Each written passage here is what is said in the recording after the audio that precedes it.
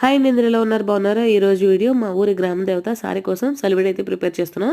ముందైతే గసగసాలు, జీడిపప్పు, కొబ్బరి ముక్కలు అయితే వేయించేసి నేతిలో పక్కన పెట్టేశాము. 8 కేజీల పంచదార, 4 లీటర్లు వాటర్ వేసి పొయ్యి వెలిగించి అయితే పొయ్యి మీద అయితే పెట్టాము. గ్యాస్ కన్నా పొయ్యి మీద త్వరగా అవుతుందని. 7వ తారీఖు అయితే సేవ జరుగుతుంది. 8వ తారీఖున అమ్మవారిని అయితే పంపించేస్తారనమాట. అందుకోసం స్వీట్ అయితే బయట ఆర్డర్ ఇచ్చాం. చలివిడి అయితే ఇక్కడ ప్రిపేర్ చేస్తున్నాము. పాకం చూస్తూ ఉన్నాం. ఇక్కడ మా అత్తయ్య అయితే పిండి ఎక్కువగా ఉందని క్లాత్ కట్టి పిండి జల్లిచ్చేసారనమాట. పాకం కూడా ఒక గిన్నెలో వాటర్ వేసుకొని ఇలా దగ్గరగా జల్లీలాగా అయితే సరిపోతుందండి పాకం. చలివిడికి ఇదే కరెక్ట్ పాకం అనమాట. ముందుగా వేయించుకున్న కొబ్బరి, గసగసాలు ఇవన్నీ సగం అయితే వేసుకోవాలన్నమాట.